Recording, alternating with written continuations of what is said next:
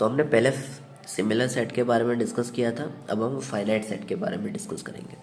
तो set is said to be a finite if either it is empty और it is similar to Sn for some n containing a natural number here n is called to cardinality of that set। वो हमको last line में समझा दिया है कि cardinality होगी, उसको हम क्या कहेंगे, फाइनाइट सेट कहेंगे।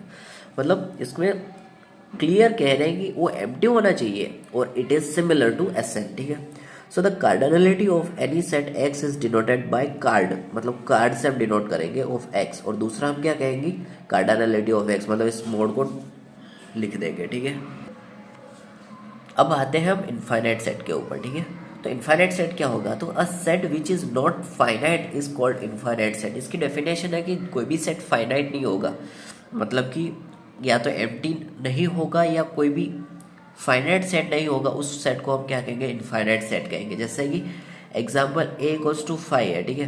तो a इक्वल्स टू 1 2 3 S3, ये क्या हो गया, फाइनाइट सेट हो गया, ठीक है। बट ये जो सेट है natural number 1 2 3 up to infinite तक जा रहा है, ठीक है। और ये भी आगे से पीछे से दोनों से इनफाइनाइट तरफ जा रहा है, तो इसको हम इनफाइनाइट सेट कह सकते हैं, इसको फाइनाइट सेट कह सकते हैं, ठीक है। और उसके हम थोड़ी सी नोट्स के बारे में डिस्कस कर, नोट्स, ठीक है। तो if A is similar to B we write A similar to B, okay. ये नोट आपको याद रखनी है, ये नोटेशन है। और every subset of finite set is finite, ठीक है। मतलब कि फाइनाइट सेट का सबसेट भी हमेशा फाइनाइट ही होगा, ठीक है। और एग्जाम्पल देखते हैं, a equals to 1 to n and b equals to 1 to k, और where k is the less than n equals to natural number. So b is the subset of a, ठीक है। b is the subset of a, जिसने हमने denote किया उसको हमने prove किया। अब हम डिस्कस करते हैं कैंटर थ्योरम।